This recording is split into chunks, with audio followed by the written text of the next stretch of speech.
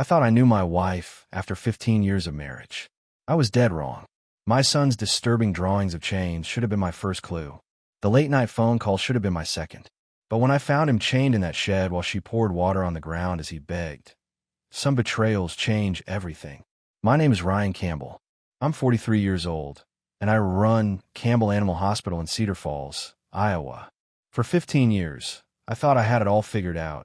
A thriving practice, a beautiful wife, and an amazing kid.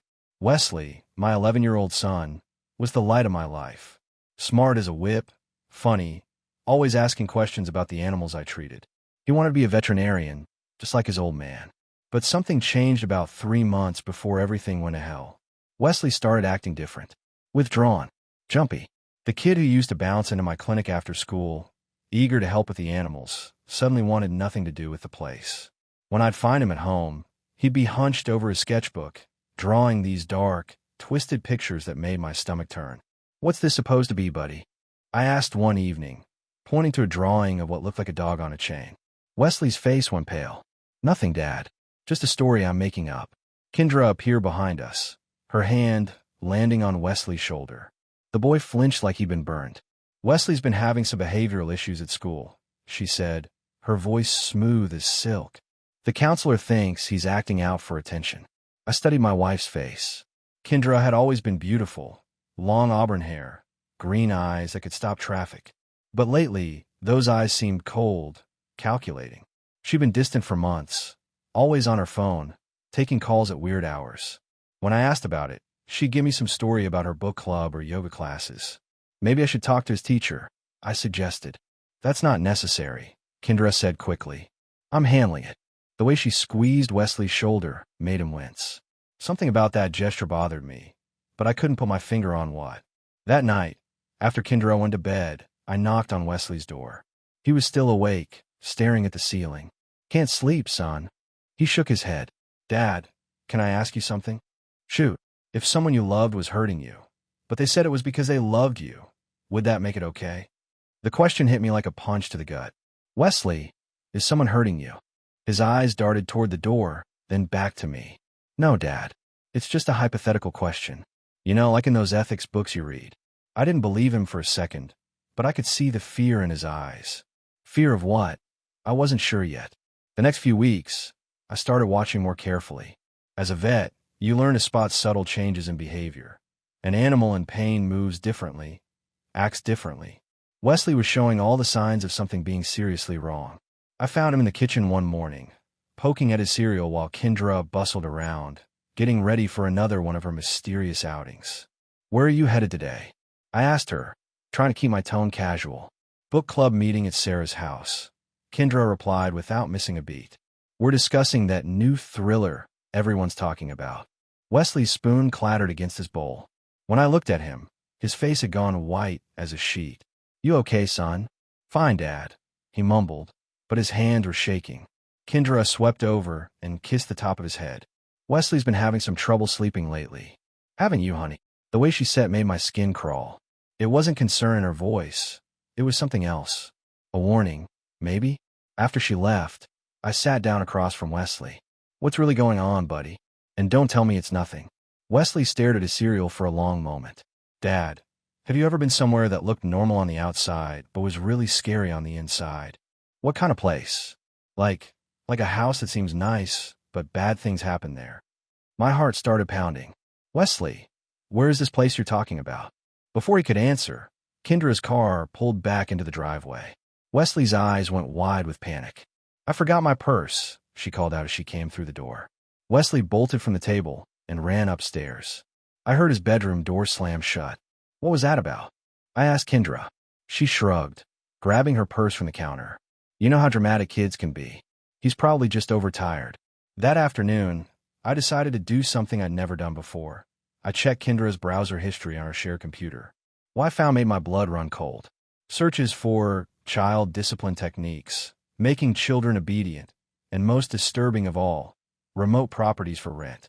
I quickly cleared the history and closed the laptop, my mind racing. Why would Kendra be looking at remote properties? And what kind of discipline was she researching? When Wesley came home from school, I cornered him in the garage while Kendra was on one of her endless phone calls. Son, I need you to be honest with me. Has your mother ever taken you somewhere that made you uncomfortable? Wesley's face crumpled. Dad, I want to tell you, but what? She said if I ever told anyone, something really bad would happen. She said you wouldn't believe me anyway because she's your wife. The pieces were starting to come together, and I didn't like the picture they were forming. I decided to take action. As a veterinarian, I'd learned that when an animal is in distress, waiting around only makes things worse. Wesley was in distress, and I needed to find out why. Thursday evening, I told Kendra I had an emergency call at the clinic and would be working late. Instead, I parked down the street and watched our house. Around 9 o'clock, a black pickup truck pulled into our driveway. A tall man with a leather jacket got out and walked to our front door like he owned the place. My blood started boiling. I grabbed my phone and called the house. Hello. Kendra's voice was breathless. Hey, honey, just checking in. How's Wesley doing? Oh, he's fine. Already asleep. You know how early he goes to bed on school nights. Through my binoculars, I could see into our living room. Wesley was definitely not asleep. He was sitting on the couch while this stranger paced back and forth, gesturing angrily. My son looked terrified. Who's that talking in the background? I asked. What? Oh, that's just the TV. I'm watching a movie. The lie came so easily it made me sick. I'll be home in about an hour. Take your time, honey. No rush. The line went dead. I watched as the man grabbed Kendra's arm and pulled her close, saying something that made her nod vigorously. Then he turned toward Wesley, pointing his finger at my son like he was giving orders. That's when Wesley started shaking his head, backing away from both of them. The man stepped forward, and I saw my 11-year-old son cower like a beaten dog. I was out of my truck and across the street before I knew what I was doing. But by the time I reached the front door, the house had gone dark. I used my key and entered quietly. Kendra? Wesley? We're up here, Kendra called from upstairs, her voice artificially cheerful. Wesley had a nightmare. I'm just getting him settled. I climbed the stairs and found them in Wesley's room. My son was under the covers, but I could see he was fully dressed. Kendra sat on the edge of his bed, stroking his hair in a way that made him flinch. Better now, sweetheart? She asked Wesley. Wesley nodded, but his eyes found mine over her shoulder. The look he gave me was pure desperation. He mouthed one word. Help. Where's your movie? I asked Kendra. What movie? The one you were watching when I called. Kendra's smile faltered for just a second. Oh, I turned it off when Wesley had his nightmare. You know how sensitive he is to loud noises. I knew she was lying. The question was, what was she lying about? And how far was she willing to go to keep her secrets? The next morning, Kendra dropped a bombshell over breakfast. I've been thinking, she said, buttering her toast with deliberate care. Wesley and I should visit my mother this weekend. She's been asking to see her grandson, and I think some time away from the city might do him good. Wesley's fork froze halfway to his mouth. The color drained from his face. That sounds great, I said, watching my son's reaction. I'll pack a bag. Actually, Kendra said quickly, I think it should just be Wesley and me. Mother specifically mentioned wanting some one-on-one time with her grandson. You know how she feels about having too many people in her house at once. I knew exactly how Kendra's mother felt about me. She made it clear from day one that I wasn't good enough for her daughter. But Wesley's terrified expression told me this wasn't about his grandmother's preferences. I'd rather Dad came too, Wesley said quietly. Kendra's hand shot out and grabbed Wesley's wrist. Don't be silly, honey. Grandma Eleanor has special plans just for you and me. Wesley winced, and I noticed Kendra's knuckles were white from gripping his arm so tightly. Let go of him, I said, my voice low and dangerous. What? Kendra released Wesley's wrist and laughed. I was just being affectionate. There were red marks on Wesley's skin where her fingers had been. Wesley, go get ready for school, I said. Your mom and I need to talk. After Wesley left the room, I confronted her directly. What's really going on, Kendra? And don't give me some story about your mother wanting to see Wesley. I don't know what you mean. Who was the man in our house last night? The mask slipped completely. For just a moment, I saw something cold and calculating in my wife's eyes. Then the sweet smile returned. What man? Austin, I think you're working too hard. Maybe you should see someone about these paranoid thoughts. I saw him, Kendra. I was parked outside. That's concerning, Ryan. Spying on your own family? That's not normal behavior. She was turning it around on me, making me the problem. It was a classic manipulation tactic, and it might have worked if I hadn't seen my son's terrified face the night before. "We're not going anywhere this weekend," I said firmly. "Yes, we are." Kendra's voice had turned to ice. "Wesley needs to learn some lessons about family loyalty. And frankly, so do you." The threat was clear. I looked toward the hallway where Wesley had disappeared and made a decision. Whatever game Kendra was playing, whatever she was planning for that weekend trip, I wasn't going to let it happen. That evening, I waited until Kendra was in the shower before approaching Wesley. I found him in his room, sitting on the floor with his back against the bed, looking like he was trying to make himself invisible. "Wesley, I need you to tell me the truth about what's been happening," I said, sitting down beside him. "I know something's wrong, and I know your mother's involved." Wesley looked toward the bathroom door, then back at me. "Dad," she said, "if I ever told anyone, she'd make sure I never saw you again." "Son, I'm not going anywhere, but I need to know what she's been doing to you." Wesley's hands were shaking as he opened his sketchbook. He flipped to a page I hadn't seen before, a drawing of a small building with a chain attached to a post. "She took me to Grandma Eleanor's house 3 weeks ago," Wesley whispered. "But we didn't visit Grandma.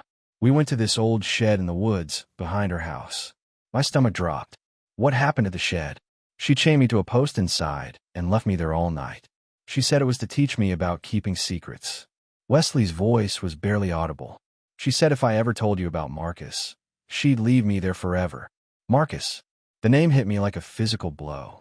"Who's Marcus, Wesley?" "The man who comes to our house when you're at work. Mom kisses him, and they go upstairs together." I saw them, and I asked Mom about it, and that's when she got really angry. I felt rage building in my chest, but I kept my voice calm for Wesley's sake. "What else did she do?" "She wouldn't give me any water the whole night. When I begged for some, she poured it on the ground in front of me and laughed." Wesley started crying. "Dad, I was so scared. I thought I was going to die out there." I pulled my son into my arms, my heart breaking at his confession. "Wesley, I promise you, she's never going to hurt you again." "But she said we're going back this weekend." "She said this time you won't be able to find me because Grandma Eleanor is going to help." The pieces clicked into place. Kendra's mother had always hated me, and now she was willing to help abuse my son to keep me out of the picture. "Son, I need you to be brave for me. Can you do that?" Wesley nodded against my chest. "Tomorrow, I'm going to take you somewhere safe. Then I'm going to make sure your mother can never hurt you again." "What about Marcus?" "He said if anyone tried to stop them, they'd make both of us disappear." "Let me worry about Marcus," I said, my voice harder than I intended. "He's about to learn that threatening a veterinarian's family is a very dangerous mistake." The shower stopped running upstairs. Wesley tensed immediately. "Remember," I whispered, "tomorrow everything changes. Just hold on until then." Saturday morning came too fast. Despite my protests, Kendra insisted on taking Wesley to her mother's house. I'd spent the night making phone calls to my sister Lisa, who was a family law attorney in Des Moines, and my old Army buddy Tom, who worked private security. "Don't let them out of your sight," Tom had advised. "If she's planning something at the mother's house, you need to catch her in the act." I followed Kendra's car at a distance, staying far enough back that she wouldn't spot me. Eleanor's property was 30 miles outside Cedar Falls, isolated farmland with thick woods surrounding the main house. I parked a quarter-mile away and approached on foot through the trees. What I found when I reached the edge of the property made my blood run cold. There was an old storage shed about 50 yards behind the main house, and I could hear voices coming from inside. I crept closer until I could see through a gap in the wooden boards. Wesley was inside, chained to a metal post just like in his drawing. But this time was different. This time, Marcus was there too, standing next to Kendra while she held a plastic water bottle. "Please, Mom," Wesley begged, his voice hoarse and desperate. "I'm so thirsty. Please give me some water." "Are you going to tell your father about Marcus and me?" Kendra asked, her voice cold as winter. "No, Mom. I promise I won't tell anyone." "I don't believe you," Kendra said. Then she lifted the water bottle and poured it slowly onto the dirt floor, just inches from Wesley's reach. "Maybe next time you'll think twice before spying on adults." I saw a shocking scene at my mother-in-law's house. My son was chained to that shed like an animal. When he begged for water, my wife knocked it away and did something even more horrifying. She turned to Marcus and said, "Get the rope. It's time for the final lesson." That's when I lost all control. I kicked in the door of the shed and charged inside like a man possessed. "Get away from my son," I roared. Marcus spun around, pulling something from his jacket, but I was faster. 20 years of handling large, dangerous animals had taught me how to move quickly and decisively. I tackled him to the ground before he could draw whatever weapon he was reaching for. Kendra screamed and lunged for Wesley, but I rolled away from Marcus and intercepted her. "You sick freak," I snarled, grabbing her wrists. "How could you do this to your own child?" "He needed to learn respect," she spat back. "He was going to ruin everything." I looked at Wesley, chained to that post, dehydrated and terrified, and something snapped inside me. This woman had tortured my 11-year-old son, and she was talking about respect? "The only thing being ruined here," I said, pulling out my phone, "is your freedom." As I dialed 911, Marcus tried to make a run for it, but he'd underestimated a veterinarian's strength. I'd spent years restraining animals much stronger than him. He wasn't going anywhere. The police arrived within 20 minutes of my call, but by then Kendra had transformed into the victim she'd always claimed to be. When the officers walked into that shed and saw me restraining Marcus while Wesley sat chained to the post, she immediately went into her performance. "Thank God you're here," Kendra sobbed, rushing toward the officers. "My husband has completely lost his mind. He attacked us for no reason." "Ma'am, please step back," Officer Martinez said, surveying the scene. "Sir, release that man and step away." I let go of Marcus, who immediately started his own act. "Officer, this man is dangerous," Marcus said, straightening his torn shirt. "He's been stalking his wife, making threats. We brought the boy here to protect him." "Protect him?" I gestured toward Wesley, who was still chained to the post. "You call chaining an 11-year-old to a post protection?" "The boy was having behavioral issues," Kendra explained, her voice breaking perfectly on cue. "Dr. Vance here is a child psychologist. He was using a therapeutic technique to help Wesley understand consequences." "Dr. Vance?" Marcus was no more a psychologist than I was a brain surgeon, but he had credentials that looked official when he handed them to Officer Martinez. "Dad, tell them what really happened," Wesley called out, but Kendra quickly moved to comfort him. "It's okay, sweetheart," she said, unchaining him with exaggerated gentleness. "Daddy's sick, but the nice officers are going to help us." I watched in horror as my son flinched away from Kendra's touch, but the officers interpreted it as fear of me. "Sir, I need you to come with us," Officer Martinez said, approaching me with handcuffs. "You're arresting me? These people torture my son." "Sir, what I see is a man who broke into a private property and assaulted two people who were trying to help a troubled child. Look at Wesley's wrists," I demanded. "Look at the chain marks." Officer Martinez did examine Wesley, but Kendra was ready for that too. "Wesley has been engaging in self-harm lately," she explained. "It's part of his behavioral problems. That's why we sought Dr. Vance's help." The lies flowed so smoothly, so convincingly, that I realized this wasn't improvised. They'd planned for this exact scenario. As they led me away in handcuffs, I heard Kendra talking to the other officer. "My husband has been increasingly violent lately. I've been afraid to leave Wesley alone with him. I think he's been drinking again." "Again?" I never had a drinking problem, but apparently that was part of her narrative too. "Wesley," I called out as they put me in the police car. "Remember what really happened. Tell them the truth." But Wesley just stood there next to his mother, looking lost and confused. Kendra had her arm around his shoulders, whispering something in his ear that made him nod slowly. By the time we reached the police station, I realized I wasn't just fighting for custody of my son anymore. I was fighting for my freedom. The arraignment was a nightmare. Kendra sat in the front row wearing a conservative dress and modest makeup, playing the part of the concerned wife and mother. She'd even brought Wesley, who looked scared and kept glancing between us like he didn't know what to believe anymore. "Your Honor," the prosecutor began, "Ryan Campbell stands accused of assault, breaking and entering, and child endangerment. The evidence shows a pattern of increasingly erratic behavior, culminating in a violent attack on two people who were trying to help his troubled son. My court-appointed attorney, Janet Mills, was competent but overworked. She'd barely had time to review my case before the hearing. Your Honor, my client maintains his innocence. He was protecting his child from what he believed to be an abusive situation. Believed to be. Judge Harrison looked over his glasses at me. Mr. Campbell, did you or did you not forcibly enter a private building and assault Marcus Vance? I saved my son from being tortured, Your Honor. That's not what the evidence shows. The prosecutor interjected. Dr. Vance's credentials have been verified. He's a licensed child psychologist who was conducting a legitimate therapeutic intervention. I looked at Kendra, sitting there with her hands folded in her lap like she was in church. The woman who'd poured water on the ground while our son begged for it was now being portrayed as a concerned mother seeking help for her child.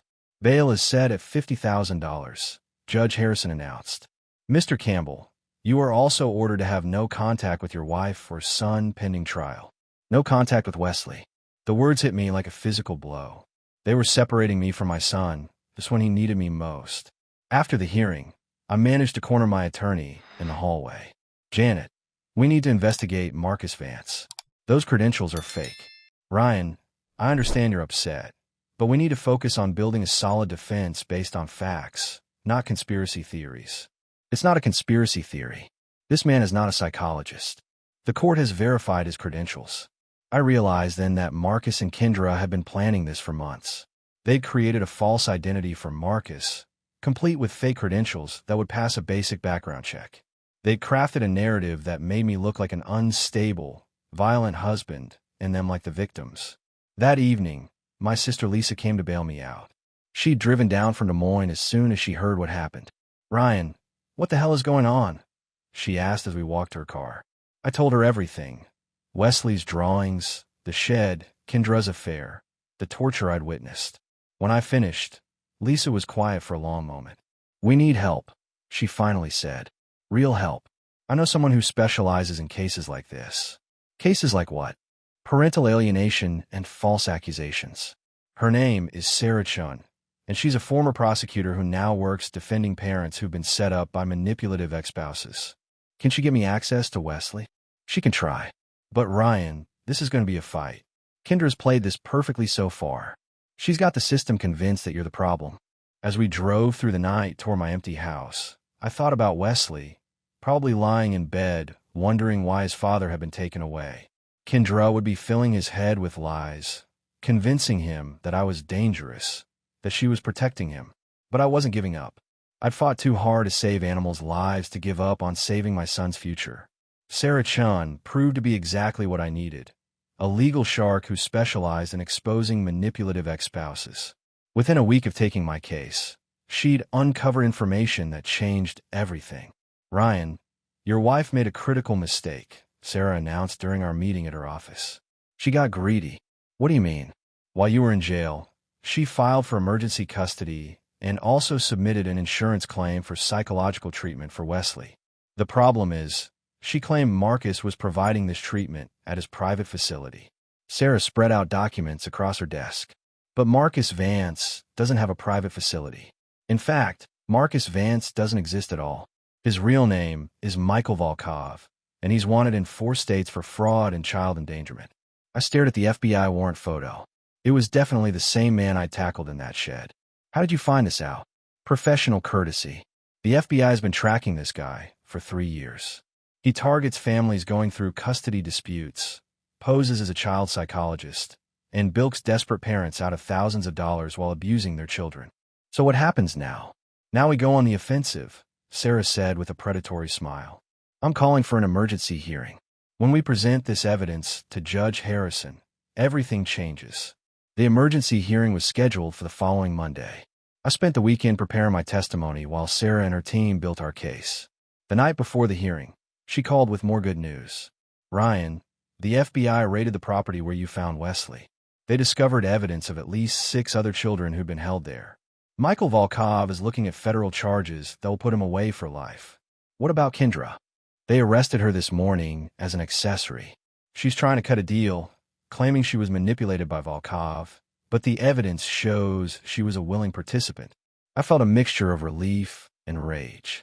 Justice was finally coming, but at what cost to Wesley? How's my son handling all this? That's actually why I called. Wesley has been asking to see you. The child psychologist, a real one this time, says he's been traumatized by being separated from you. He wants to tell the truth about what happened. The hearing was unlike anything I'd ever experienced. Judge Harrison's demeanor completely changed when Sarah presented the FBI evidence. Kendra, sitting at the defendant's table in an orange jumpsuit, looked nothing like the confident manipulator who'd orchestrated this nightmare. "Your Honor," Sarah addressed the court, "my client was set up by his wife and a known criminal who has victimized families across the country. Ryan Campbell didn't assault anyone. He saved his son from a federal crime scene. When they brought Wesley to testify, my heart nearly broke. He looked so small in that big courtroom chair, but his voice was strong and clear. My mom lied," Wesley said, looking directly at Judge Harrison. "She hurt me and told me to say Dad did it. But Dad never hurt me. He saved me." The judge ordered my immediate reunification with Wesley and dismissed all charges against me. As they led Kendra away, she turned to me one last time. "This isn't over, Ryan," she hissed. "I'll appeal. I'll fight this." "Good luck with that from federal prison," I replied. 6 months later, Wesley and I were living in a new house on the other side of town. I'd sold the veterinary practice and used the money to start fresh somewhere that didn't hold painful memories. Wesley was getting better every day. The nightmares had mostly stopped, and he was drawing happy pictures again. Animals playing, fathers and sons fishing, normal kid stuff that made my heart sing. "Dad, can I ask you something?" Wesley said one evening as we worked together in our new garden. "Shoot, buddy. Why did Mom do those things to me?" It was a question I'd been dreading, but knew would come eventually. "Some people get sick in their minds. Wesley, your mom got involved with a very bad man who made her do terrible things.